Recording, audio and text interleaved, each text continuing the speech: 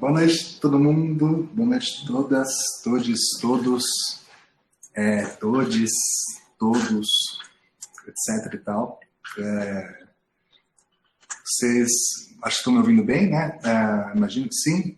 A sala está ainda, vejo que tem o número de acessos está aumentando, né? Então a gente está com pessoas entrando na conversa ainda, então que é ótimo, né?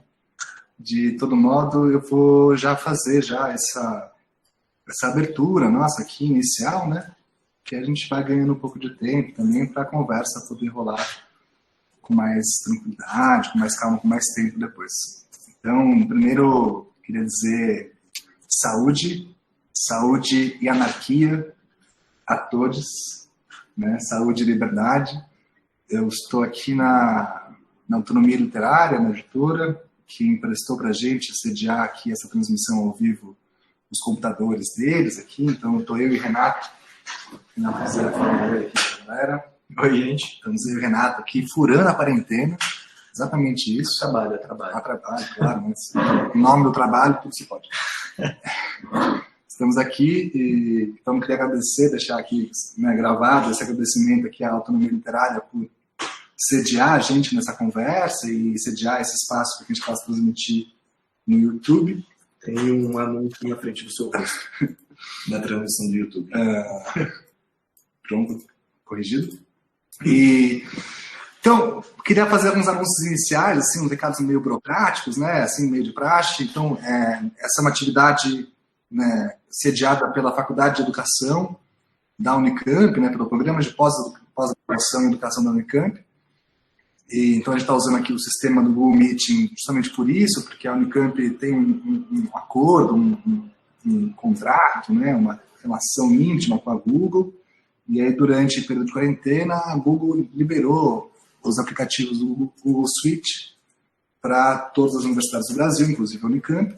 E por isso estamos usando aqui esse aplicativo Google Meet, que de fato não é dos melhores, né? Tem outros mais interessantes, como o Zoom, etc. E as pessoas que se inscreveram antes, né, para poder participar aqui na mesa, depois vão ser certificadas, né? Então, você vai receber depois um e-mail, né, da própria Faculdade de Educação da Unicamp, não é a gente, e a Faculdade de Educação vai encaminhar para vocês um certificado de participação dessa terceira mesa do Caos ao Cais em submissões em pandemia.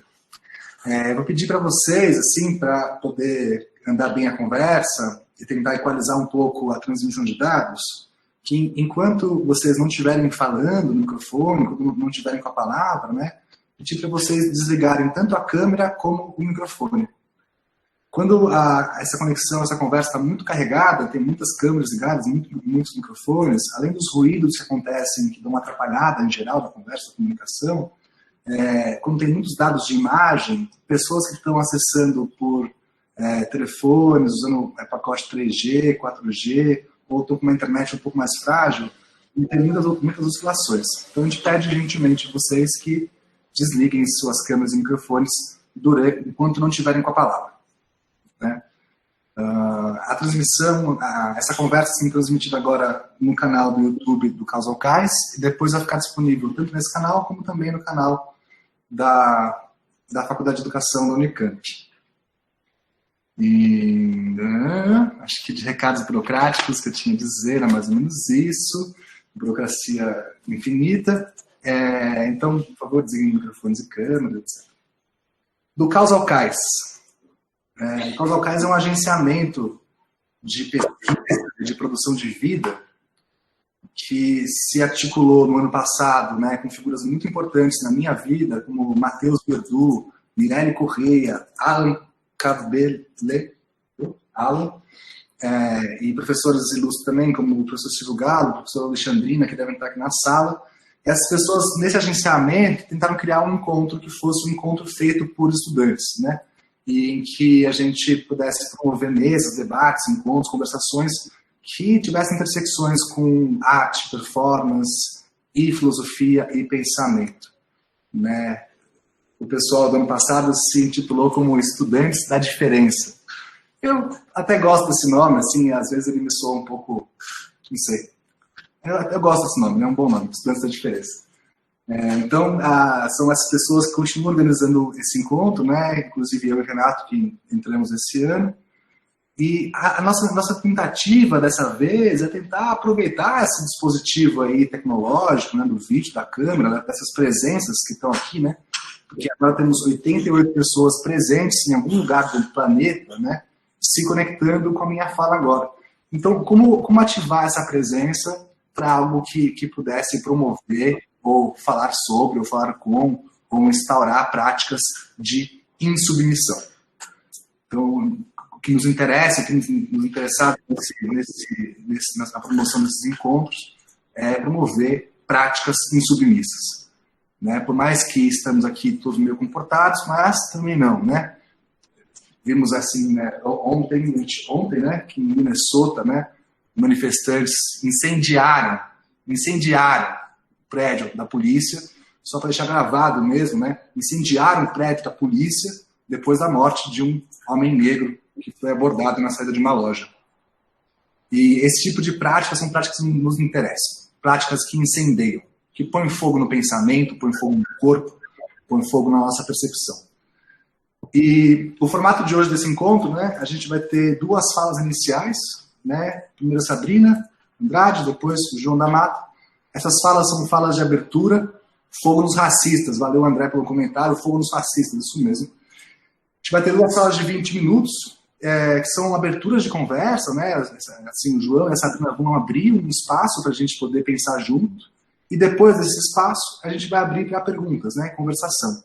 Então, você, depois dessas falas, você pode abrir o seu microfone, abrir sua câmera. Aliás, a gente até aconselha que você abra a sua câmera para a gente poder registrar, gravar. Mas, claro, não é uma obrigação, né? Abrir sua câmera e seu microfone para fazer perguntas, conversações, interlocuções, pensamentos, gritos de fúria e de raiva.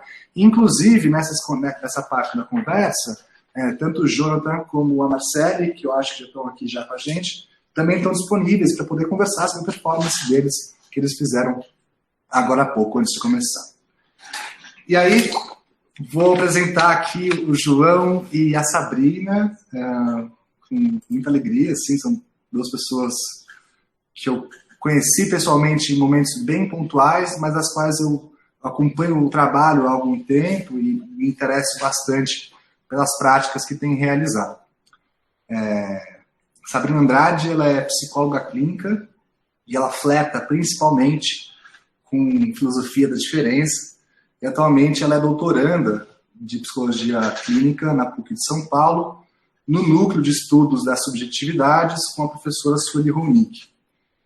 A Sabrina também tem realizado uma série de grupos de estudo, de pesquisa em filosofia das diferenças, em psicologia clínica, né?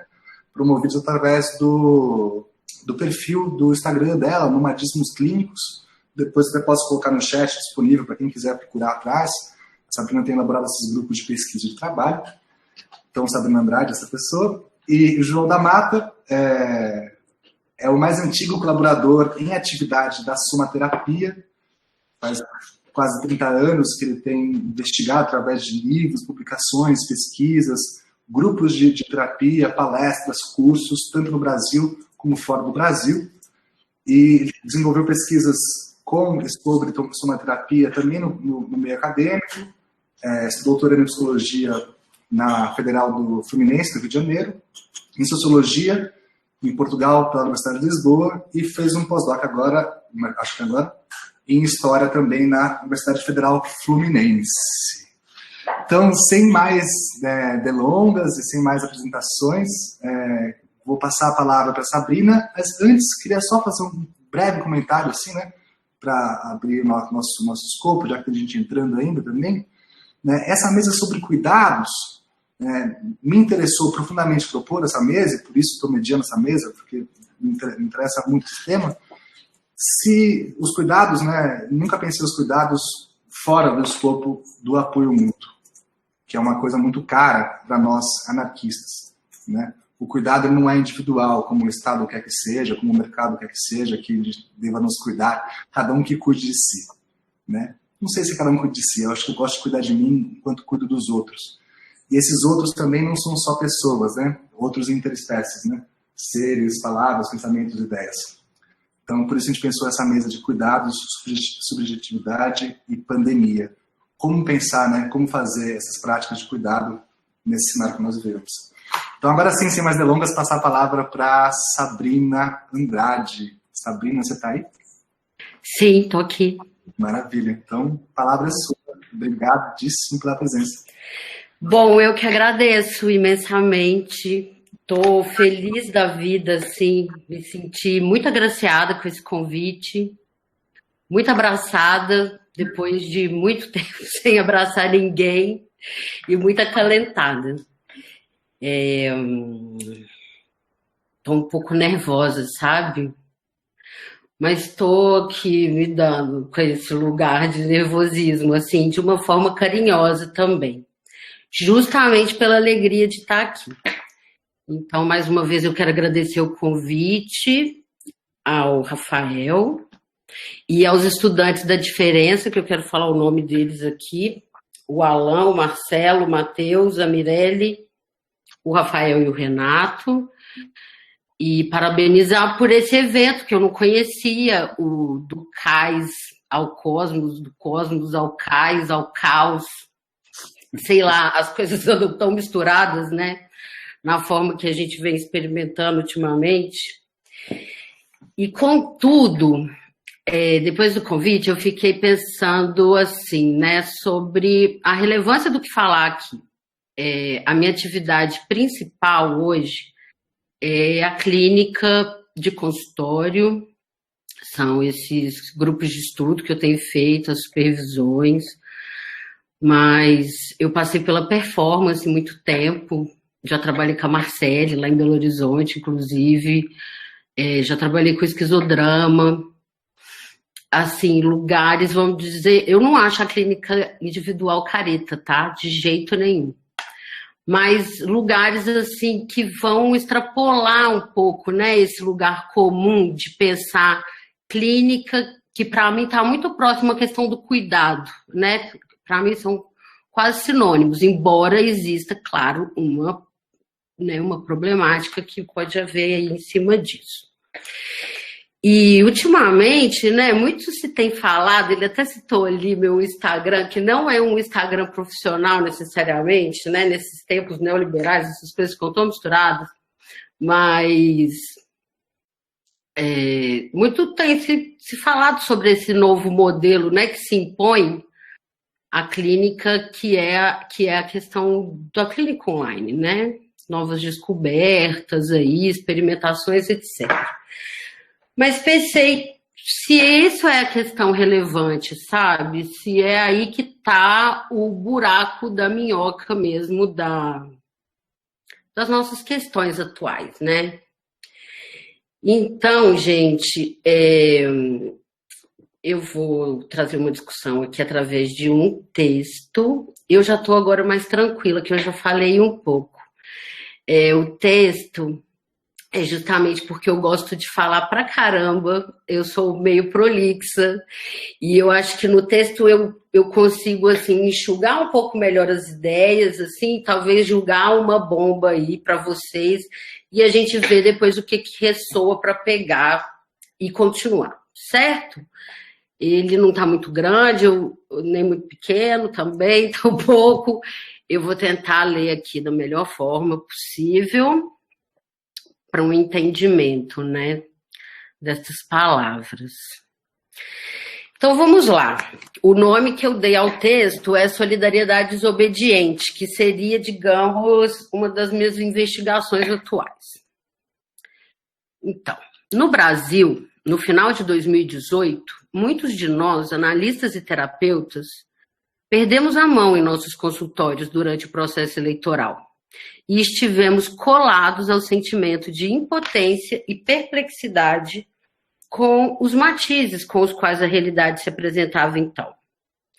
Não poucas vezes pudemos contar com a solidariedade de nossos próprios pacientes no atravessamento daquele momento difícil de digerir.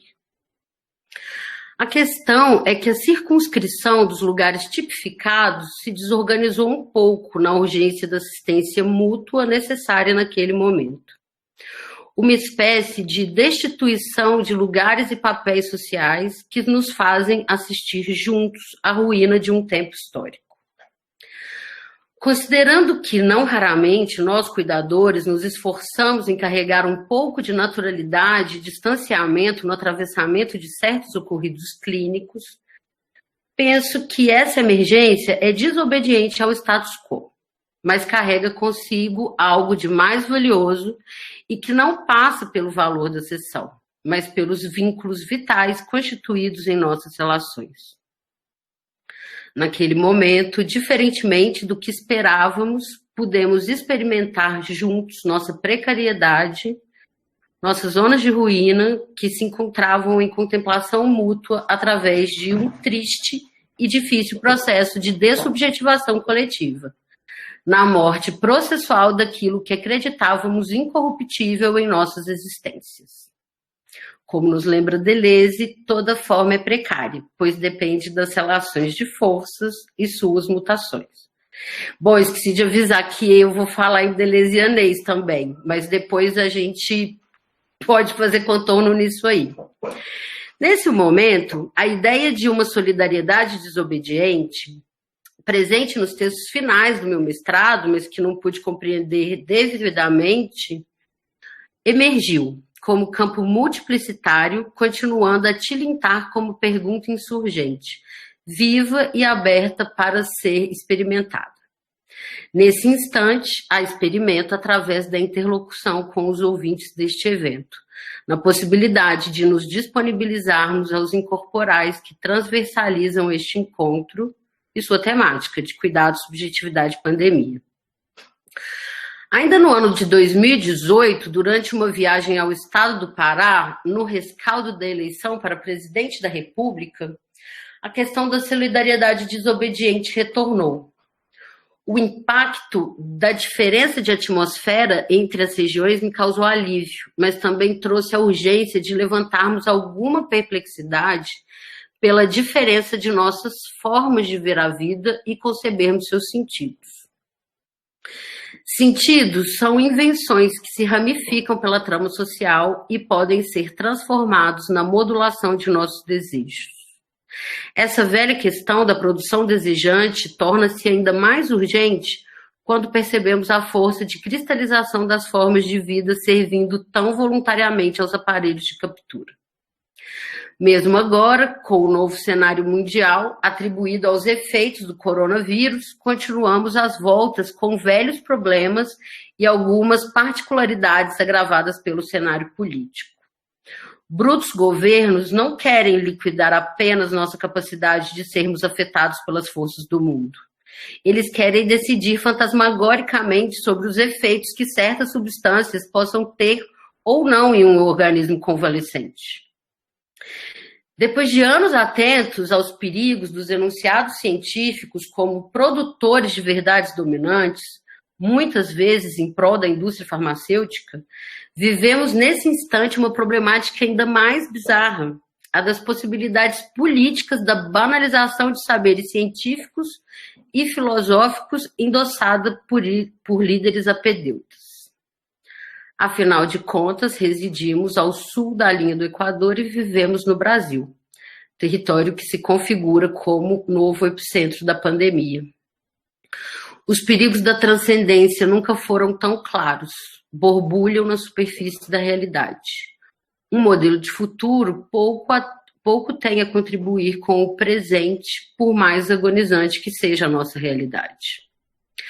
As questões de raça, classe, os feminismos, a militância LGBTQIA+, os trabalhadores sem terra, sem teto, a questão indígena, a educação pública, continuam negligenciadas e marginalizadas como antes. Negligência sustentada por uma conduta fascistizante, produto daquela aparentemente velha produção de subjetividades da qual Félix Guattari nos aponta em seus textos lá do início da década de 70. Modo de subjetivação que produz o que chamamos de indivíduos, seres que, grosso modo, não largam mão do seu conforto, de suas conquistas, de sua identidade modulada, mesmo em face à brutalidade e à violência que circunscrevem nossa vida em comunidade. Uma subjetividade do acabamento, no sentido duplo do termo, uma morte que vem antes da finitude de nossas consciências vividas como unidade corporal. Vivemos, assim, o desejo perdendo aquilo que é inexorável à sua produção caosmótica, sua potência vital, sua força pulsional, pré-pessoal, matéria da qual se constitui um corpo sem órgãos coletivo, nosso tecido mais singular de criação de realidades. Quando o desejo se perde de sua força revolucionária, agenciando-se a formas brutais de existência, é prudente que sentidos anestesiados que deram passagem a essa modulação sofram um processo que chamamos de transducção, isto é, que difiram seus códigos, que possam compor novas alianças para existir. É nesse lugar que a clínica, enquanto conduta ética e ritual de cuidado, opera sua força política, pois ela nunca está separada das formações sociais do desejo. Seu campo de atuação micropolítico, seja nas modalidades presencial ou online.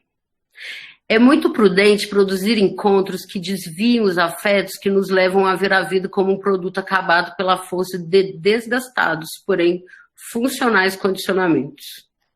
O ressentimento, a culpa por não atingir resultados desejáveis, a competitividade são peças fundamentais à engrenagem da derrocada que presenciamos, isolados, mas a olhos vistos, olhos petrificados que muitas vezes não captam a percepção política do presente e inibem um luto que dignifique nossas existências e nosso porvir.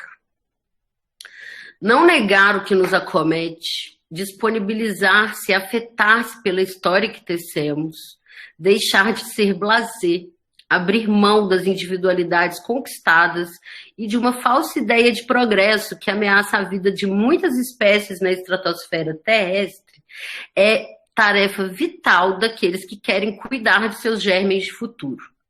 Isso é implicar-se com o presente. Uma solidariedade que se configura em corpos desobedientes decompõe aquilo que parece naturalizado na produção de afetos e valores no contemporâneo. Moleculariza contrafeitiços em relação a uma suposta via de conduta normativa, agora influenciável, né? Para que, quem sabe, através de um viés errático, possam ser descobertas novas nuances do existir, do estar junto e, por que não, novos sentidos possam ser atribuídos a nossas existências, como novas possibilidades de experimentar nossos corpos diferentemente daquilo que denominamos empreendedorismo de si. Nódulo duro dos processos de produção de subjetividades de nossa época, onde se atua apenas para si ou por dinheiro. Sendo assim, como sustentar o que há nas relações para além dessas barganhas de interesse tão comuns entre muitos de nós? Essa possível sustentação contribui para uma escuta outra, que nos deixa afetar pelo que acontece a partir de nossas zonas de estrangeiridade, para que assim possamos eventualmente inventar e descobrir aquilo que não sabemos sobre nós, nossos corpos e nossos afetos. O que temos aqui são questões de imanência clínica. E eu vou abrir uma citação aqui, abre aspas. Desfazer o organismo nunca foi matar-se, mas abrir o corpo a conexões que supõem todo um agenciamento, circuitos, conjunções, superposições e limiares, passagens e distribuições de intensidade, territórios e desterritorializações, medidas à maneira de um agrimensor. No limite, desfazer um organismo não é mais difícil do que desfazer outros estratos, significância ou subjetivação. Bom, tá quase acabando. Se, como nos aponta Deleuze, a maioria é ninguém e a minoria é todo mundo, a conquista de uma estabilidade emocional e financeira é uma falsa ideia que nos é vendida a um alto custo, o enrijecimento dos nossos corpos e afetos no abuso de nossas forças vitais. Esta lógica do abuso busca, na justificativa de uma luta pela vida, sobrepor-se a outras vidas, hiperqualificando a individualidade humana, essa que corrói a potência dos encontros entre corpos, né? Um corpo desobediente a essa falsa ideia de estabilidade está para o improvável, produzindo linhas de fuga ao adoecimento no corpo social, tornando-se menos apto a padecer aos estratos fascistas e a projetá-los nos outros em forma de juízo e ressentimento. O hábito humano gira em torno de um centro de conhecimento que nos conduziu ao que somos hoje, que modula o desejo complexamente, focalizando o ente humano com seu aparente privilégio neocortical acima da cadeia dos animais viventes e de toda a vida planetária. Sujeitos neoliberais que somos, nesta idade geológica da Terra, teremos ainda tempo de nos organizarmos desde onde estamos, de como somos agora, para produzirmos um quanto diferencial de contágio que modifique os saberes que temos sobre nós mesmos e também a nossa experiência coletiva? A tarefa é grande, porém minoritária. Pois, se abordarmos os regimes totalitários não em sua face visível macropolítica, mas sim em sua face invisível micropolítica, constataremos que o que caracteriza tais regimes é o enrijecimento patológico do princípio identitário. Essa última frase é da Sueli Ronick. Me desculpem, porque eu esqueci de fechar as aspas lá em cima também da outra citação. Depois eu volto, se vocês quiserem. Então, esse princípio identitário, né? Princípio que não elabora em si os afetos da diferença produzida pela presença de outros corpos como coautores de sua experiência. Dureza onde vive-se a experimentação constante de uma escassez imaginária dos recursos mais vitais que temos disponíveis para nos produzirmos. É desejável, portanto, compor-se transductivamente com as forças disponíveis na cosmose terrestre, valendo-se de uma singular implicação na produção de si e da experimentação da alteridade em nós como produção de uma ética da existência individual e coletiva, e que passa também pela aceitação da condição de vulnerabilidade e efemeridade de nossos corpos. Extrapola a vida individualizada, não sucumbe à experiência de finitude em si, tornando-se assim uma espécie de solidariedade desobediente, imprescindível à existência do comum. Cumplicidade extramoral, simples e complexa, fundamental ao encontro de forças nômades que liberem a vida de seus lugares de aprisionamento, sustentação da potência clandestina e micropolítica de nossas clínicas. Pronto. Obrigada. Sim, massa. Eu que agradeço pela fala. Graças. Axé. Falando deleuzianês, né? De fato, assim, é uma fala que potencializa vários campos e deixa muitos fios assim de segmentos para poder perseguir. Que eu acho que depois a gente vai poder aprofundar mais com as perguntas, na conversação, né? E agora eu quero passar a palavra para o João. João, se estiver por aí, a palavra está contigo. Tá me ouvindo aí, né? De boa? Sim, ótimo. Então, não estou acostumado a essa plataforma, primeira vez que eu estou usando ela. Mas vamos lá. Primeiro, boa noite a todas e a todos, né? Nessa noite aí fria. Aqui no Rio está frio, imagina em São Paulo. O Rio frio é difícil. Agradecer, então, o convite que me chegou a partir do Rafael, do Mateu também, e parabenizá-los pela iniciativa. Parabenizar a Sabrina Andrade também. Somos amigos de Facebook, finalmente eu te vejo, né? essas amizades facebookianas, mas enfim. Eu vou falar, tá?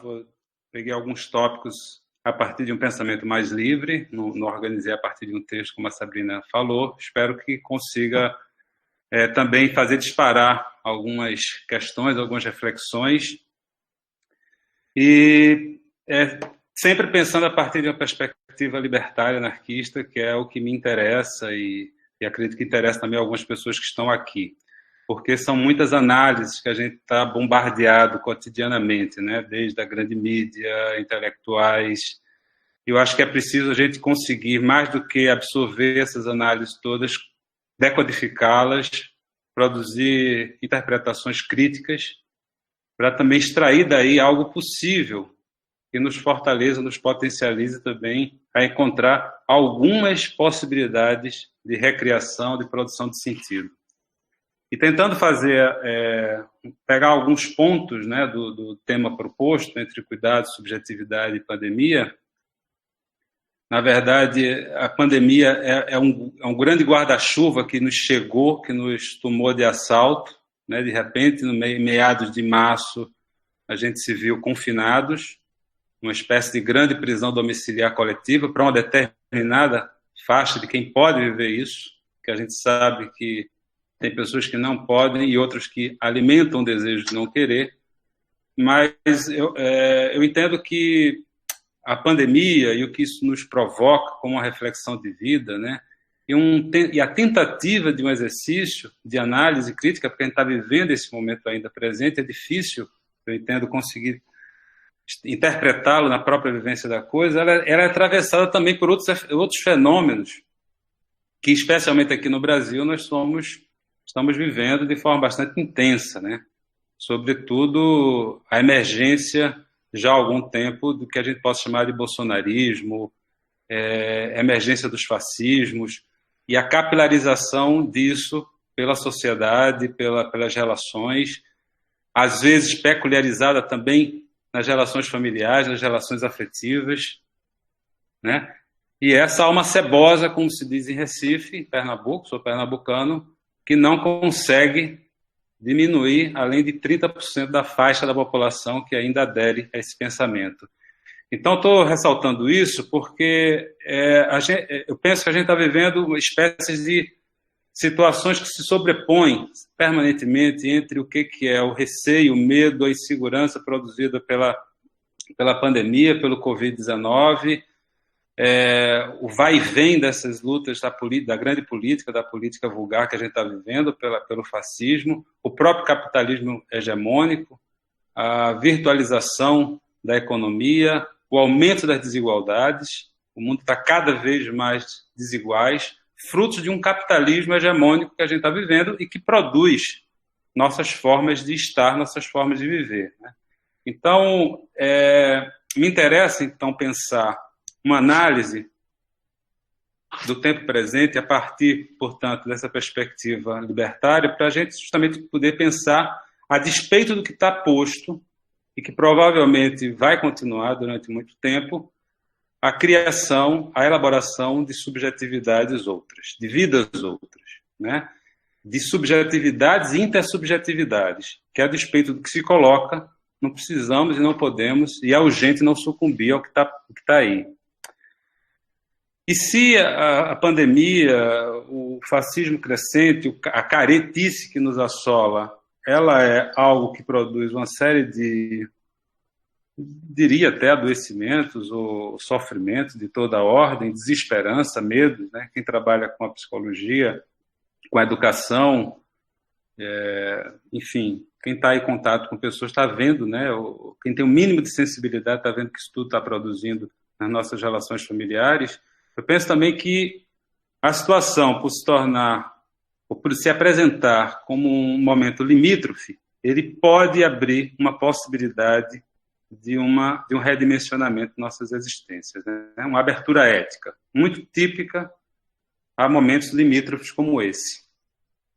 Um deslocamento, uma mudança ética que só para deixar claro, não tem nada a ver com valores morais, né? Mas a forma como nós nos constituímos, na forma como nós nos entendemos, e a partir daí como nós nos podemos, né, deslocar e pensar nossa existência a partir de um processo mais autoral, né, uma espécie de elaboração de si, de criação de si, que claro que tem a ver, ou que nos afeta a partir do tempo presente. Mas, como a despeito disso, nós podemos abrir brechas que não é pensar um futuro radiante, né? Quando a pandemia acabar, quando o fascismo for aniquilado, quando o capitalismo deixar de existir, ou quando o Estado deixe de existir. Né? Porque as lutas anarquistas sempre estiveram interessadas na destruição do Estado, na destruição do capitalismo, com a possibilidade de criação de uma relação social diferenciada. Mas eles nunca acreditaram, mesmo quando trouxeram a ideia de uma utopia, que essas coisas precisavam ser vistas lá na frente, apesar dos saldos iluministas que alguns anarquismos trazem. Mas eu acho que é possível, sim, apesar disso tudo e a despeito de tudo que a gente está fazendo, encontrar situações concretas na nossa vida para fazer o que alguns autores chamam, por exemplo, de tais nas zonas autônomas temporárias. Eu acho que isso aqui é uma zona autônoma temporária, né? O Hackenberg traz essa ideia.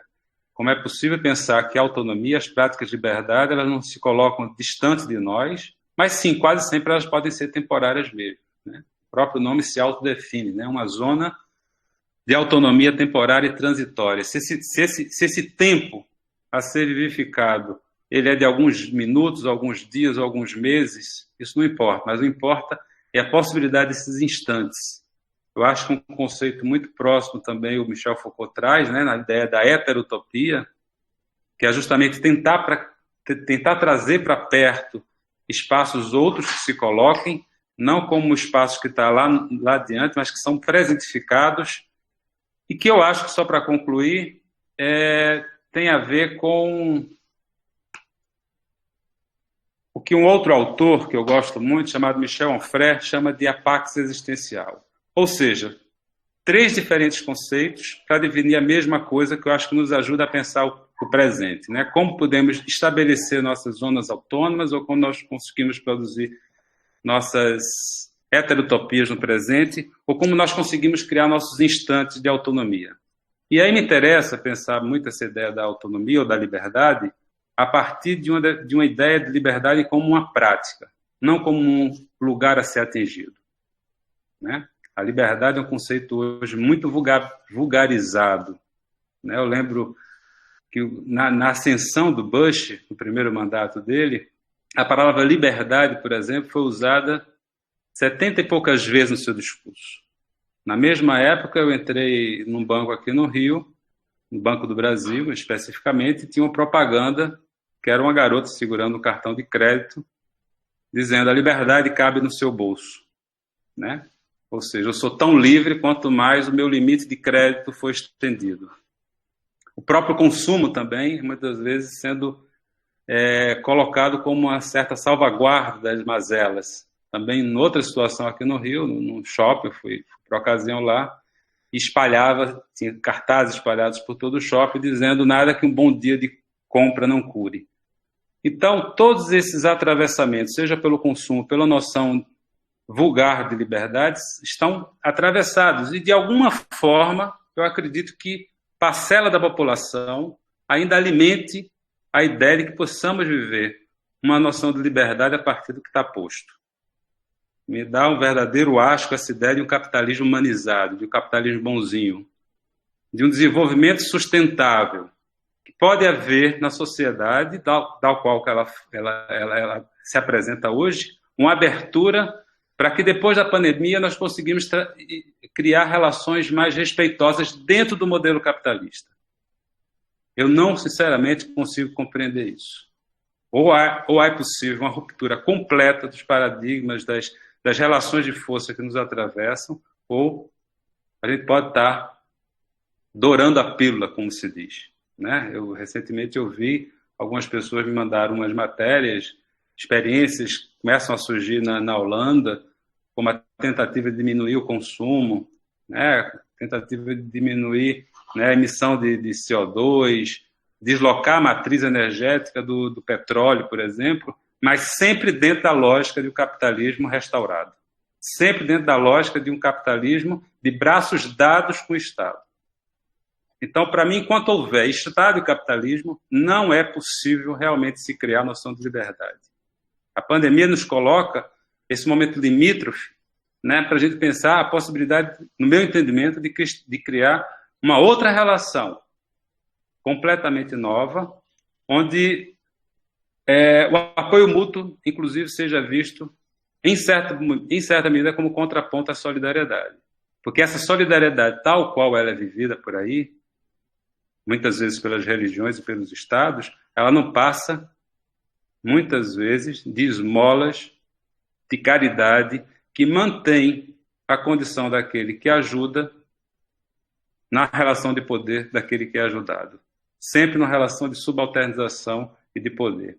Então, o que eu queria destacar é a possibilidade, então, tanto dessa inflexão ética que se pode se abrir numa situação limite como a gente está vivendo, mas pensar essa relação de liberdade a partir de uma prática que se vivifica, que se pratica cotidianamente, capilarmente, a partir de relações na forma de estar, de educar filho, de trabalhar, mas que ela é sempre pensada a partir da relação com o outro. A liberdade, portanto, vista dessa forma, ela é uma prática social. Não tem sentido eu pensar na minha liberdade a partir de uma dimensão absolutamente individual, que é, por exemplo, a chave básica da noção de liberdade liberal. Trazida naquela conhecida frase, que minha liberdade acaba quando começa a do outro. E é sempre importante citar o Bakunin, né, quando já dizia no século XIX, que ao contrário de minha liberdade se acabar quando começa a do outro, minha liberdade se amplia quando começa a do outro. Porque duas pessoas pensando libertariamente dá muito mais jogo. Então, pessoas que possam ativar nossas práticas de liberdade, nós ativar delas, eu penso que produz aquilo que o Spinoza chamou de bons encontros. Aquele encontro que aumenta a nossa potência de estar, que produz paixões alegres, que tentam de alguma forma aniquilar as paixões tristes, que são as paixões que dominam também o próprio fascismo emergente, hegemônico, alimentam medo que a gente se coloca diante do que é que vai ser e do que é possível ser dentro das próprias características e condições que o capital e o Estado nos oferece. Então é preciso aprender a viver com menos, porque seu salário vai ser reduzido. É preciso você aumentar a sua jornada de trabalho e torça para que isso continue, porque senão você perde o emprego. Então, todas essas lógicas que vai produzindo diferentes estados em nós, né, eu acho que vai afetando ou retroalimentando o processo de subjetivação pelo qual nós estamos já bastante massacrados, né? Eu acho que eu conheci o Rafael lá na Flipei, né? Eu tive a oportunidade de fazer uma fala lá naquele encontro dos piratas, em contraponto ao encontro mais oficial da Flip. E naquele período, eu lembro que pouco antes, o Canalha, que ocupa o lugar do ministro da Educação atualmente, tinha desqualificado, né, os universitários, chamando de balbúrdia aquilo que se vivia dentro das universidades. E eu lembro, eu queria só novamente trazer essa lembrança desse dia, porque uma forma concreta e objetiva, a despeito de tudo que a gente está vivendo, dos isolamentos que nós estamos vivendo, é continuar valorizando, incrementando, na medida do seu possível, seja sozinho, seja com seus filhos, seja com quem estiver no seu entorno, balbúrdias. A balbúrdia como uma situação concreta, prática, de lutar não só contra as caretices e os fascismos que estão fora, mas, sobretudo, esses que nos habitam. Esses microfascismos que nos habitam, né, que os anarquismos sempre tentaram lutar para destruir, para aniquilar, porque não adianta produzir um processo de transformação social se você não traz isso à tona, né?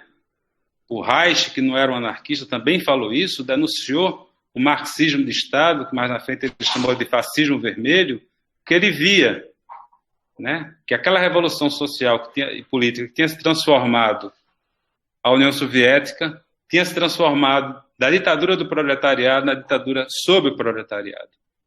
Então, sem me estender, já procurando concluir, eu queria só deixar essas reflexões entre a possibilidade que nós estamos vivendo como uma inflexão possível da nossa forma de viver, a abertura para o campo das práticas de liberdade, as práticas de liberdade vivificadas junto aos outros, e o tesão, ou a balbúrdia, que nome a gente dê para isso, como uma arma revolucionária que se coloca em nossas vidas e que ela é urgente de ser vivida.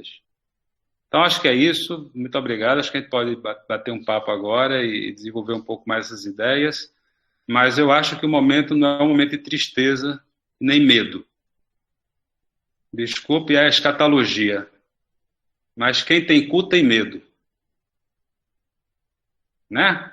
E é preciso, mais do que sujeitar-se ao medo, confrontá-los.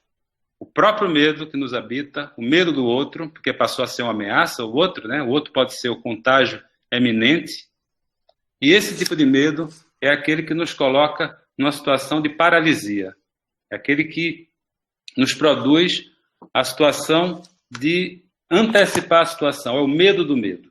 Então, nem tento, porque daí eu já sei que aquilo vai me paralisar. Eu só queria concluir mesmo com um pequeno trecho do livro Os Cangaceiros. Eu acho que o Acácio Augusto, na fala dele, nas Conversações Libertárias, trouxe também um fragmento. Eu estava lendo isso hoje, eu lembrei um pouco da nossa fala. É só um parágrafo, muito curto.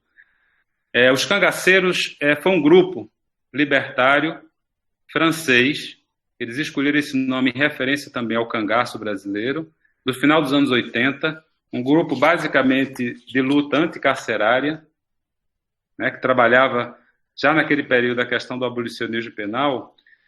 E um fragmento que eles trazem aqui no livro, que discutem muito dessa questão, né, das relações de subjetividade, nossas formas de funcionar atravessadas pelas relações de poder e pelo capital. Ele diz o seguinte: ao contrário do que os cretinos no poder, ao contrário do que dizem os cretinos no poder, a pobreza não está na periferia do seu mundo, mas no seu centro. Apesar de, em graus diversos, todo mundo está isolado na sociedade. Ninguém escapa a isso. Um pobre é alguém que só pode acreditar na riqueza, alguém cujo consumo é sempre limitado e logo decepcionante. Só conhece o espetáculo de uma riqueza quem lhe é fatalmente exterior, mas que também fatalmente o submete às suas existências. A riqueza não é possuir alguma coisa em particular, mas consumir permanentemente tudo que existe. E essa relação quase do vírus, né, que destrói a si, destrói ao outro, destrói a tudo, que é a lógica que nós estamos vivendo, estamos inseridos nela. Eu acho que é impossível a gente fazer qualquer redimensionamento de vida se a gente não abole isso em nossas próprias existências, no aqui e no agora. Então é isso, Rafael, muito obrigado, e espero que tenha ficado claro, apesar de breve, as falas. Valeu, João. E para conversar com a sua escatologia, né? Quem tem cu tem medo, mas quem tem cu também tem uma passagem para o tesão, né? Porque o cu também é nosso espaço maravilhoso e infinito. O cu é ótimo. O cu é ótimo e é desses prazeres possíveis, né? E também desses inimagináveis que estão à nossa disposição. Valeu demais pela fala, valeu também, Sabrina, pela sua fala também. São falas que a mim, pelo menos, mobilizam tesões, fogos, vontades de modificar os saberes sobre mim, sobre as coisas que estão em volta de mim, né? O pensamento do Sul, das minorias que a Sabrina trouxe, assim como essa prática, né, do Hacking Bay, do TAS, né, que em português seria a ZAT, né, Zonas Autônomas Temporárias, né, seriam os ZATs. Foram, assim, incandescentes, estão incandescentes por aqui. E eu queria deixar aberto agora, então, para quem quiser fazer uma colocação, um comentário, falar alguma coisa. Microfones estão liberados, câmeras também. Então, quem tiver vontade de falar, pode falar. Depois eu vou olhar as questões do chat. Queria por enquanto... Aliás, as pessoas que fizeram perguntas no chat durante a fala também podem reproduzir a pergunta agora também por vídeo e por som. Então...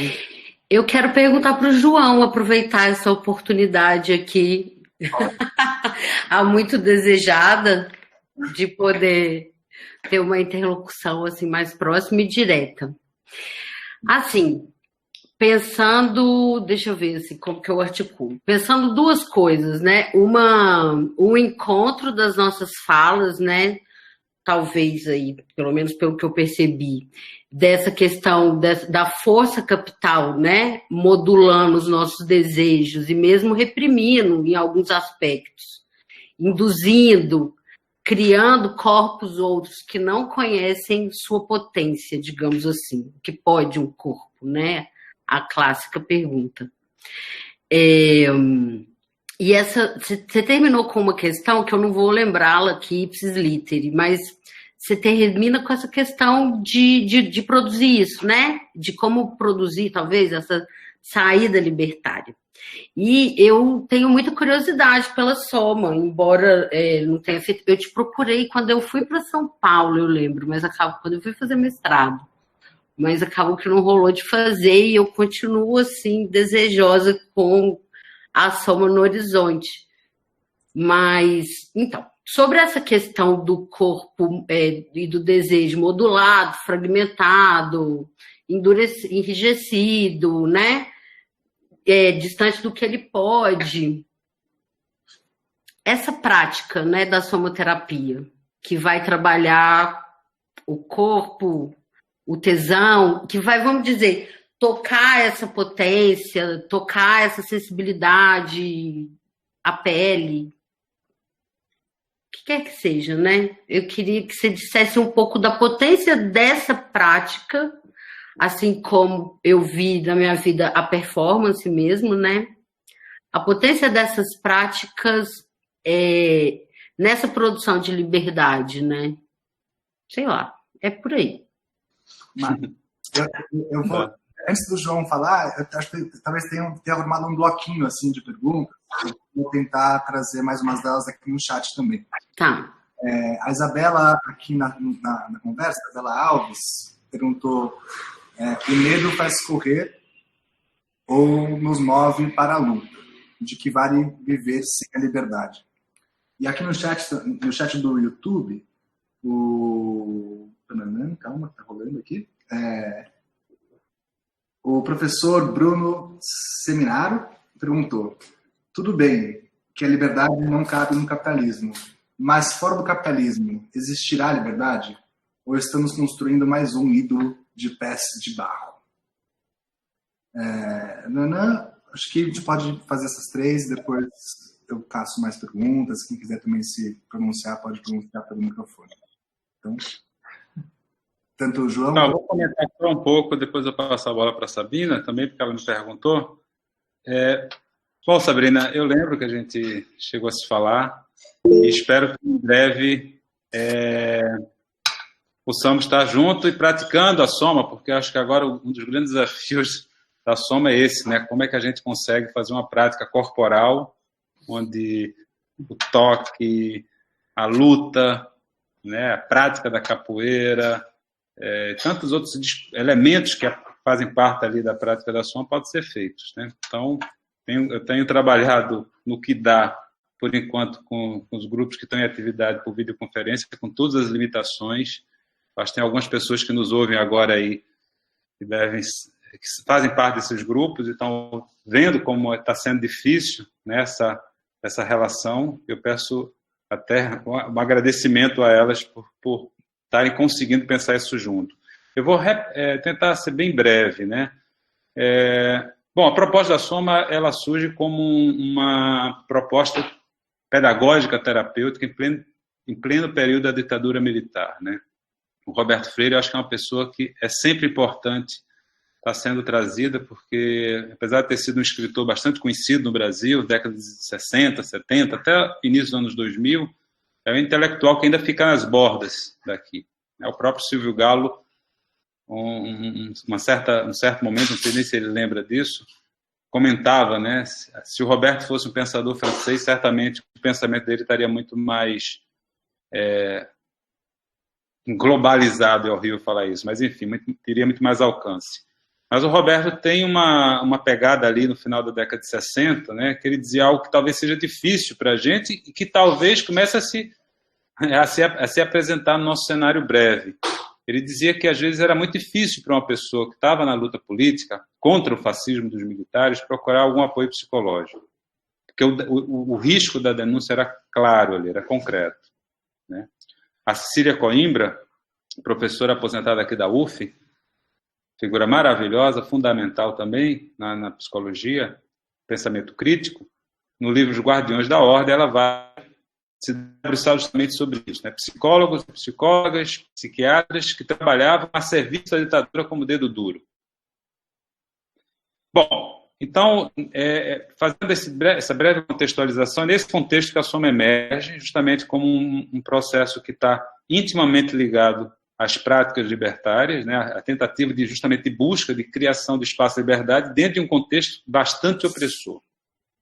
Muitas coisas se modificaram ao longo do processo desses anos todos, autores foram incorporados, práticas modificadas, mas uma das questões permanente no trabalho, é um trabalho sempre realizado em grupo, datado em torno de um ano, é um processo, portanto, que tem começo, meio e fim, e de alguma forma faz muitos contrapontos a práticas colocadas como mais comuns ou mais frequentes na psicologia, né? Mas que tem esse tema da política, da micropolítica, da política libertária, das relações de poder, das relações de contrapoder e resistência, bastante trabalhados ali como pauta. E o grupo é pensado como um microlaboratório social, onde cada um vai justamente percebendo como esses microfascismos nos habitam, como eles se atualizam, como o outro nos fornece espelho social, tudo isso com bastante trabalho corporal, né? Para que a gente não apenas intelectualize essas ideias, mas ative elas a partir de sensações, de sentimentos. O medo não seja uma coisa teorizada, mas como é que eu confronto o medo? Como é que eu enfrento esse medo? Que o ridículo não seja só uma ideia, mas que eu possa destituir esse tribunal interno que nos habita. Que o olhar do outro, que às vezes opera como uma espécie de vigilância, que eu consiga infringir ali empiricamente. Então, acho que a potência da Soma está aí. Mas, claro, não é nenhuma bula da salvação, é uma prática a mais. Eu acredito que o trabalho que você faz, Sabrina, ele também vá nessa direção, como eu acho que parte significativa do que a gente possa chamar de campos terapêuticos. Eu acho que a prática terapêutica ela não é necessariamente criada a partir do que a gente chama esse interlocutor e interlocutora. Às vezes a leitura de um livro, um amor, uma viagem, ela pode nos deslocar e pode produzir, já concluindo a resposta, essa passagem que eu acho que é fundamental em qualquer pessoa que busca, né, esse encontro. Possibilitar processos que a gente possa chamar de autoconhecimento, que são fundamentais, mas que são limitados. Se autoconhecer, às vezes pode ficar uma coisa bem flu-flu, banca de jornal, revista Capricho. Eu me autoconheço. Foda-se. O que é que você vai fazer com essa porra desse autoconhecimento? Né? Bota ele debaixo do braço, abraça a neurose como um bichinho de pelúcia e vai dormir. Eu acho que o autoconhecimento e as práticas terapêuticas podem favorecer ela nos abre um campo, que eu tentei falar um pouco a partir desse acontecimento mesmo da pandemia, que é a possibilidade de passar do autoconhecimento para uma criação ou reinvenção de si. E isso nenhum terapeuta pode fazer por ninguém. Porque senão vira aconselhamento, fica papo de comadre, fica essa coisa que às vezes eu tenho um pouco de dificuldade de entender, de um certo tipo, com bastante aspas aí, do que possa se chamar de uma relação de acolhimento. Eu acho que é preciso o acolhimento como solidariedade ou apoio mútuo, mas que a gente não faça isso passando a mão na neurose do outro. Então, instigar o outro a esse campo de luta agonística de si consigo mesmo, de si com a relação com os outros, criar espaço de liberdade na relação, porque se eu moro sozinho, eu quero deixar minha casa toda desorganizada, é uma coisa. Se tem uma outra pessoa na jogada, eu vou ter que negociar isso. Ouvir, escutar, falar, problematizar, ou seja, pensar essa prática social. Então, o que a Soma tenta basicamente investir é isso. incrementar, a partir de instrumentos e ferramentas, nossas possibilidades autorais de criação de si. A corporeidade ajuda muito isso. As análises teóricas, as análises políticas, filosóficas, sociológicas, o tempo histórico, as questões de gênero, as questões raciais, tudo isso são elementos necessários nessa reflexão, mas tem esse instante que é absolutamente solitário e autoral, que é o que é que eu faço disso tudo ao longo da minha vida, numa batalha que só acaba com a morte. Enquanto a gente estiver velhinho e velhinha, a gente tem e vai encontrar espaços para lidar com o próprio processo de envelhecimento, com as perdas, com a morte, com tudo que está posto. Então, acho que é mais ou menos isso, não vou me alongar demais. Eu não vi, eu passo a bola até para a Sabrina, eu não vi a segunda questão. E não entendi muito o que o Bruno falou. Enquanto a Sabrina, se quiser, responde, eu vou aqui no chat procurar e eu posso fazer algum comentário depois.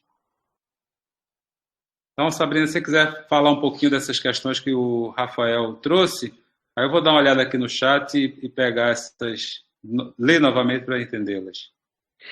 Bom, eu não sei se é um problema de pandemia, assim, eu ando com perda de memória recente, sabe? Impressionante esse negócio.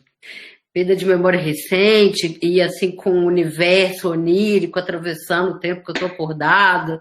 E aí parece que nesse tipo de fragmento, assim, o que me veio que o Rafael trouxe, das duas perguntas, aí eu me desculpo com as pessoas que fizeram, inclusive, foi o tal do pé de barro do capitalismo.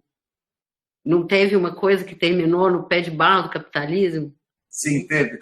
Alguém perguntou se existe prática de liberdade fora do capitalismo. Pois é, eu não quero, né, parecer arrogante aqui, perniciosa, mas eu fico pensando se é possível hoje em dia que a gente pense totalmente fora do capitalismo, né? Uma vez que a gente está totalmente imerso nesse espaço-tempo produzido por esse meio de produção, e nós somos produzidos por ele também, né? Então, a gente não está afastado disso, a gente é justamente produtor e, tipo, linha de conexão dessa força toda. Todavia, nós não somos só isso também, absolutamente, né? Então, eu fico pensando que as estratégias de saída,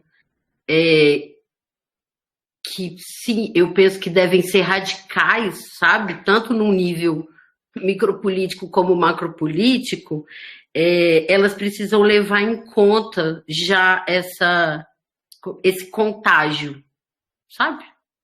Dessa produção capital em nós. E, através disso, ver o que é possível fazer. O que é possível fazer agora, sobretudo, né? Porque a gente muitas vezes cria imagens de futuro numa forma neurótica mesmo, assim, de se apaziguar, né?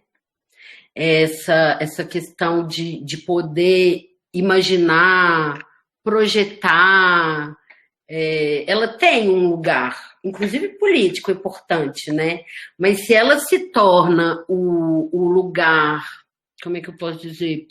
O lugar preponderante, fundamental de uma produção política, ela aliena. Ela aliena tanto quanto o próprio capitalismo quer mesmo que ela seja alienada, né? Que a gente se perca um pouco dessa questão da experiência do corpo. Acho que por isso eu fiz essa pergunta para o João, que eu acho isso muito importante, e a gente se perca do agora.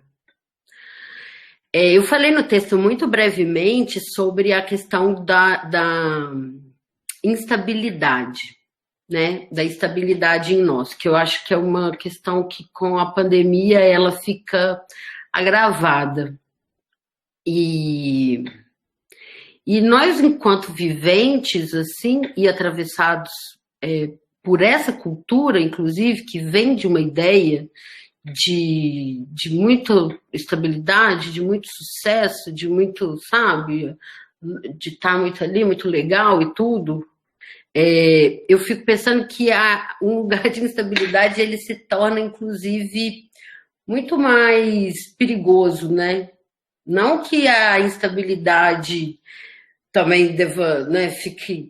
não estou querendo colocá-la num pedestal, mas querendo dizer que atravessar uma instabilidade, por exemplo, se dando conta das coisas que possam ser horríveis, né, no mundo, na política, em nós, talvez tenham respostas mais contundentes para que a gente possa ir produzindo as nossas histórias, o nosso caminho, sabe? Acho que é isso. Eu ia falar mais um negócio, mas eu esqueci. Tudo bem. Eu queria pedir tanto para a Juliana Bom Tempo e para a Isabel Alves, que fizeram perguntas aqui no chat, pedir para elas poderem tomar a palavra, por gentileza. Então, porque elas fizeram uma pergunta mais elaborada, que eu acho que a gente ia perder um tanto a conversa se eu traduzisse a pergunta, né? Então, Juliana e Isabel, está aberto o microfone para vocês. Por vários tipos de partículas, o que é muito mais complexo que apenas uma. Oi, estão me ouvindo? A Isabel entrou. Quer falar, Isabel? Eu falo depois. Quem é? A Juliana? Sou eu. Ai, tudo bom. Agora eu estou vendo então. Deixa eu ver. Tá. Mas foi mais uma contestação, né, a respeito da liberdade e essa questão do medo. Né? Eu sou de história e eu defendo o anarquismo, mas não existe um anarquismo, não existe uma desobediência se a gente fica sentado em cima do medo.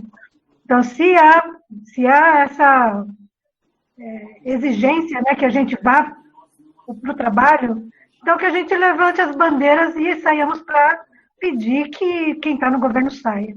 Em governo geral, né, Bolsonaro, Dória e quem mais estiver aí, né, nessa sandice que virou o Brasil. É mais nesse sentido que eu queria me colocar. Sim, obrigado. Valeu, Isabel, pelo comentário. Ju? Oi, vocês estão me ouvindo? Sim, a gente ouve. Tá, peraí que eu estou procurando aqui o texto que eu citei, só para eu achar exatamente o título dele.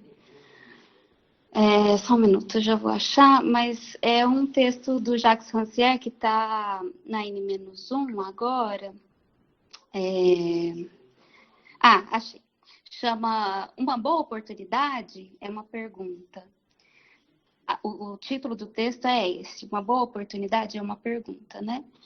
E ele fala o seguinte, ele se questiona se a gente está falando tanto numa boa oportunidade que a gente tem agora, se isso realmente seria uma boa oportunidade, porque ele acha que não, que, tipo, na verdade o que a gente está vivendo é um acirramento de uma série de forças mais dominantes, inclusive com a ideia de um acirramento do capitalismo, assim. E aí ele faz essa pergunta, ele fala assim, quem está disposto a fazer tudo o que for necessário para que tudo seja diferente? E aí eu queria ouvir a Sabrina e o João sobre isso, porque acho que é uma questão que me inquieta também, assim, não sei se tem resposta, mas acho que é uma questão que me inquieta. É isso.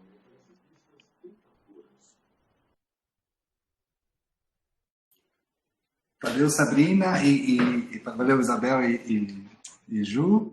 Passa a bola para tanto o João como a Sabrina, se quiserem comentar as colocações, fique à vontade. Posso falar? Senão eu esqueço. Eu fico pensando, Juliana, assim, que tem, e talvez complementando o que eu estava falando antes, né, dessa heterogênese que a gente vive, né, da vida em si, atravessada por diversas circunstâncias.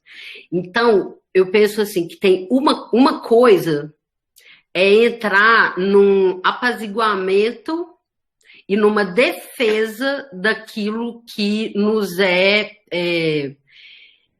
incutido agora enquanto alternativa para um determinado fato epidêmico, histórico, político, econômico, social, subjetivo, etc. Outra coisa é incorporar essa limitação, sabe? E transformá-la depois como meio e norma de conduta para a gente partir disso para tocar a vida para frente, né? Aí eu fico pensando, a gente está num evento aqui de uma faculdade de educação, né? Eu estudo na PUC, as minhas aulas continuam, porque eu estudo numa instituição privada. As instituições públicas pararam suas aulas. Existe uma questão política por trás disso, óbvio, né? E o que isso pode se transformar depois?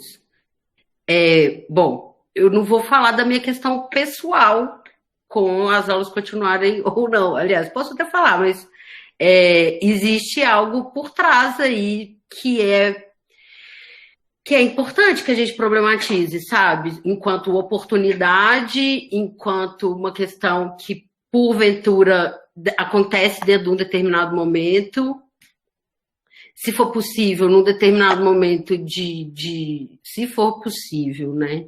De tanta limitação quanto a gente vive agora, se a gente pode, com esse corte, produzir fluxos novos de vida, que bom. Agora, se a gente pegar isso enquanto uma oportunidade ou outra para o capital, para termos nossos corpos ainda mais coibidos, medrosos e produzindo para eles uma mais-valia ainda mais exacerbada, aí não, né? Eu não sei se foi muito claro, mas eu queria contribuir com isso mesmo. Bom, eu posso pegar a palavra? Alô? Sim, tá. Tá, eu acho interessante essa coisa que a Sabrina falou, eu queria também pegar um pouco por aí, sobretudo relativo ainda à pergunta do Bruno, que depois eu fui ler e compreendi melhor. Se é possível haver liberdade, né, no capitalismo. Bom, primeiro, de novo, reforçando, liberdade no estado absoluto, liberdade num ponto a ser atingido, numa espécie de nirvana, eu acho que não. Né? Eu acho que a liberdade ela é sempre uma prática que só existe, inclusive, na noção de autoridade. Né? Tem um dos grandes pensadores do anarquismo, o Proudhon, ele trabalha a partir do serial libertário, né? Que ele vai dizer que a liberdade ela tende a um infinito de mais liberdade e a autoridade tende a um infinito de mais autoridade. Né? A gente já viveu na história alguns momentos onde essa autoridade chegou em momentos limítrofes, os próprios campos de concentração, nazismo, mas mesmo assim, por mais ínfima que possa ter, existiam práticas de resistência, de contrapoder ali, e nunca, talvez, nessa perspectiva proudhoniana, a gente vai viver uma liberdade absoluta. Então, acho que é ingênuo a gente pensar na liberdade enquanto um estado puro ou um estado a ser alcançado. E sim, independente de existir o capital, independente de existir o Estado, independente de existir, né, esse canalha que ocupa a presidência, independente da pandemia, é possível a gente viver nossas práticas de liberdade. Claro que o jogo, para isso, às vezes fica mais ou menos contingenciado. E o capital, e aí eu concordo com a Sabrina, ele de tal forma se capilariza na nossa relação hoje que talvez não tenha dentro e fora. Né? Está tudo dentro. E como é que é desse dentro a gente encontrar essas escapatórias? O Roberto ele dizia muito, né, na época que ele estava vivo, o Roberto morreu em 2008, ele dizia que era preciso que a gente fôssemos marginais criativos.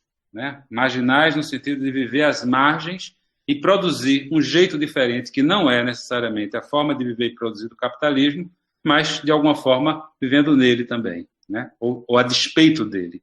Eu acho que ainda é atual isso. O viver às margens não significa viver fora, mas está permanentemente atento ao que seriam nossas contracondutas, nossas formas de produzir vidas outras. Nesse sentido, queria só emendar com a questão da Juliana, que eu acho que tem uma certa relação, e concordo, o capitalismo está muito mais hegemônico, as desigualdades elas estão cada vez maiores, mas é preciso que a gente lembre que pouco antes agora da própria emergência da pandemia, já existia e vai continuar existindo revoltas no mundo inteiro. Por mais que o capitalismo esteja presente e aliado a governos de direita e de esquerda, porque o capitalismo nunca esteve desalinhado ao Estado, mesmo ele se denominando, né, um Estado à esquerda, as revoltas, eu acho que sempre são uma ameaça constante ao capital e ao Estado. E é preciso que a gente possa sempre ativá-las, seja nas ruas, mas seja na gente mesmo. E aí eu também queria já entrar nessa questão que a Isabel traz. A revolta, ela é o contraponto ao medo. Uma das características mais, eu imagino, mais prementes da subjetividade neoliberal, que vai pelo afeto, vai pelo amor nas relações familiares, e é uma das principais formas de dominação, é pelo amor, né? É você criar na criança e no jovem a noção de que se ele fizer algo errado ao que o papai e mamãe pedem, ele vai estar se sentindo extremamente culpado e ameaçado de perder aquela garantia de amor. É imaginar que essa relação entre pais e filhos já se instaura ali, a relação de governo de uns sobre os outros. Quando o pai ou a mãe fala para uma criança, senta, vai comer agora, vai tomar banho, a gente está governando condutas, e governando condutas muito a partir das relações afetivas, mas, sobretudo, incutindo a noção da necessidade de segurança. A segurança pelo afeto, que depois se estende para a segurança financeira, todo mundo morre de medo de perder emprego, de passar fome. A segurança física, do assalto, do roubo, da violência. A segurança que cada vez mais nos isola da relação com o outro, cada vez nos torna mais amedrontado e cada vez mais legitima ou retroalimenta a própria lógica neoliberal, que é uma das principais características de sua política de Estado, o incremento da força. O incremento da força policial, o incremento das câmaras de vigilância, o incremento do exército. Um dos principais motes do discurso, né, desse governo que está aí foi justamente o incremento da segurança. Mais segurança, mais segurança. Mais segurança que se opera não apenas a nível físico, mas a nível emocional também. Então, eu penso que olhar... Eu não estou falando aqui de viver completamente nas bordas do risco. Claro que alguma segurança é necessária. O problema é o excesso de segurança da qual a gente está acostumado e ou precisa. Não há prática de liberdade sem risco. O máximo que a gente possa querer de segurança nos leva a uma escravidão. Um escravo é uma pessoa que está trancada, nada lhe acontece, mas ela não gosta de uma prática de liberdade. Então, eu penso que um contraponto ao medo seja justamente a possibilidade da revolta, do enfrentamento desses medos, dessas inseguranças, como forma justamente de criar essas possibilidades, essas escapadas. Eu queria destacar isso porque, enfim, né, essa emergência que vai se construindo, tem um filme muito bobinho que às vezes eu falo em grupo, né, chamou O Medo, justamente. É uma família, um grupo de famílias do século que vivem na atualidade e cria hábitos do século XIX porque acham que os valores do presente estão corrompidos. E essas famílias elas vivem em torno de um bosque e colocam nas crianças a ideia de que aquele bosque está povoado de figuras mágicas, né? Mas, na verdade, elas incutem o medo de não atravessar esse bosque, porque no final do bosque tem um muro que separa na vida cotidiana. Então, a gente cresce desde cedo com essa ameaça do fantástico, da assombração. As próprias religiões judaico-cristãs sempre acreditam na ideia do castigo, de um além-mundo, de um Deus que protege e pune também, né?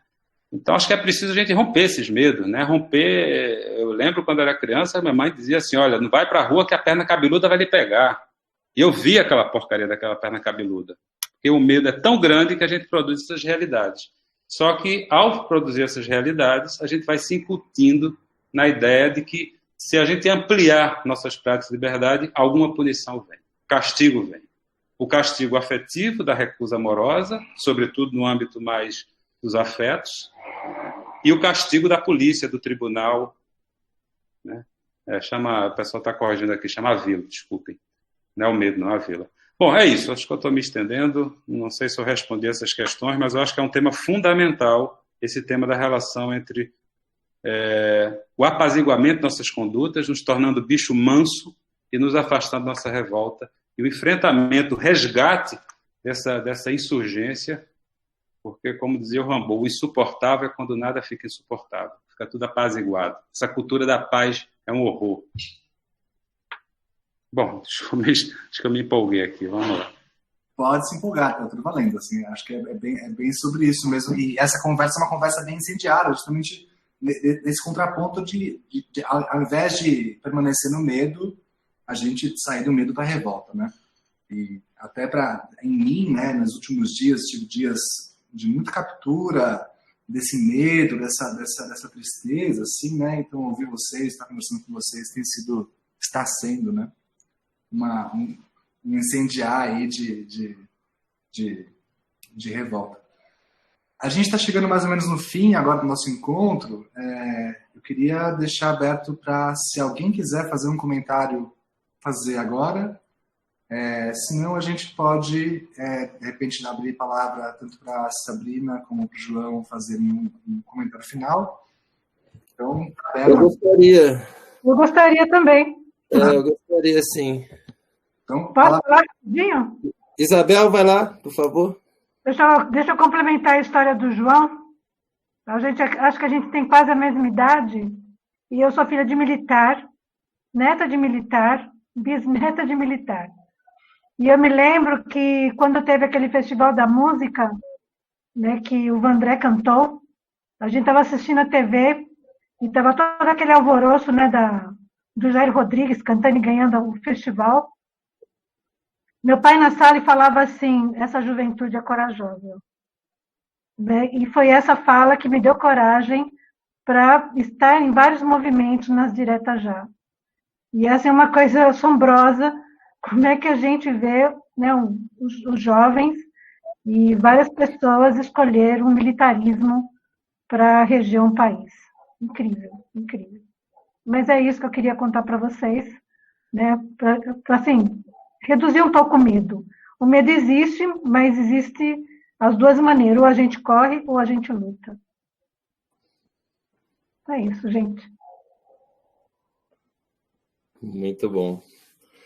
Bom, meu comentário é o seguinte, enquanto escutava vocês, eu escrevi e quero expressar assim, ó. Chama Marginal Criativo. Acabei de fazer, não sei se vai dar certo.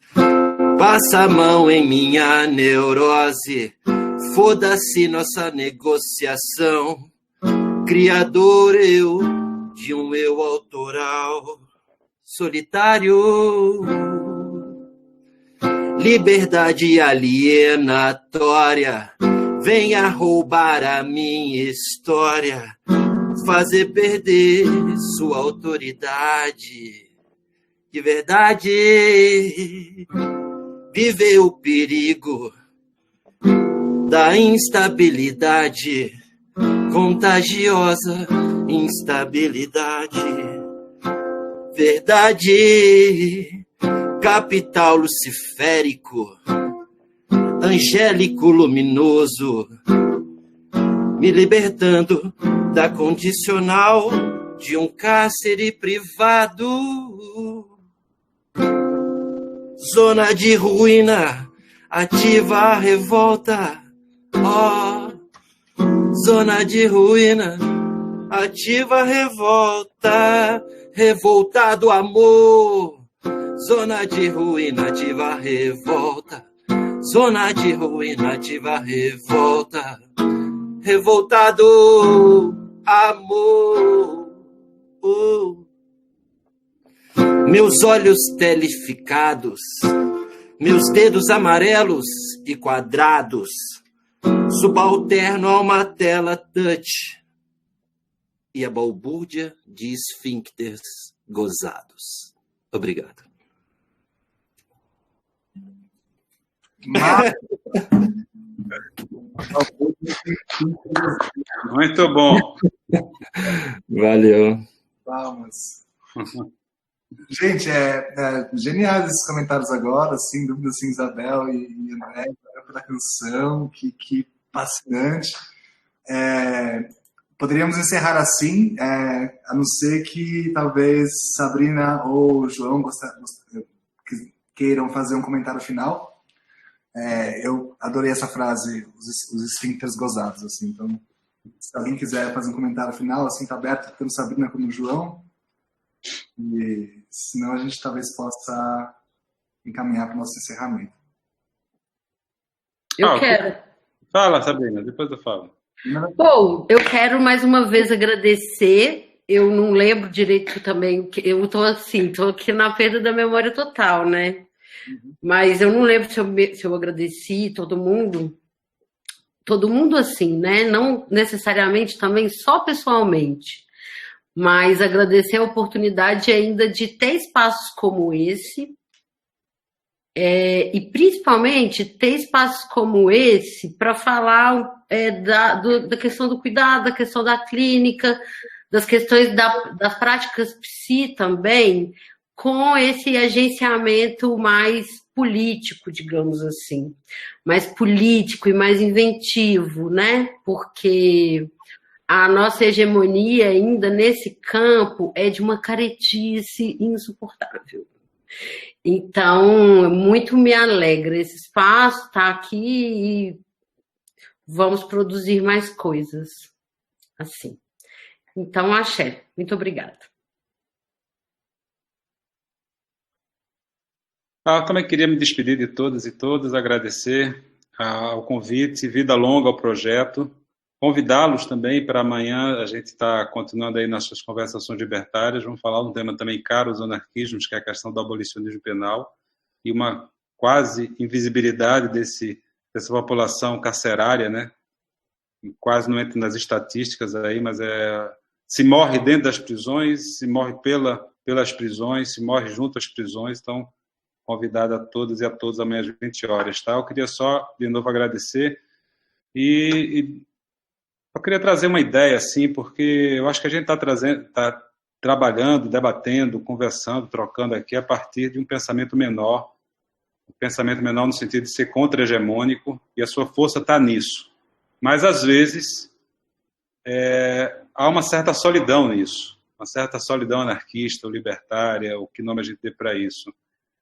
E, às vezes, é difícil, é duro, porque, às vezes, o próprio medo opera pela dificuldade, pelo receio de lidar com essa solidão, mas existem muitas parceiras e parceiros por aí, e acho que a ideia é essa, a gente também aceitar que esse pensamento menor é a nossa potência, a nossa forma de agir, não é a ideia de criar, né, um mundo apaziguado ou bonito, mas é a possibilidade também de a gente construir a partir do aqui e agora o que nos é possível esses sentidos de vida, né, esses afetos, esses tesões de existir. Obrigadão de verdade. Beijo, saúde e liberdade. Saúde e liberdade. Queria agradecer, então, em nome aqui do Caos ao Cais, esse agenciamento, as falas de Sabrina, João, de todos vocês que estavam com a gente agora nessa última 1h30. Amanhã tem a atividade incrível que o João tem tocado com a Soma, né, as conversações libertárias, acho que é a 6ª ou 7ª edição, se não me engano, João. Eu acho que deve ser assim. Por aí, já perdi também. Então, 6ª ou 7ª, então acompanhem. Semana que vem a gente tem mais 2 mesas, uma com o tema de cidade e pandemia com o Gog, um rapper de Brasília, e também a Casa Invisível, com uma ocupação anarquista lá de Belo Horizonte, BH, que tem feito ações durante a pandemia. E na quinta-feira, sobre arte e pandemia, com o Hugo e o Christian, que vão ser conversas também incríveis. Agradeço de novo. Não nos esqueçamos dos esfíncteres gozosos. Queria acabar com essa frase, então, esfíncteres gozosos, né? Valeu, tanto João como Sabrina, e semana que vem a gente se encontra. Valeu, e todos vocês também estiveram aqui com a gente. Valeu.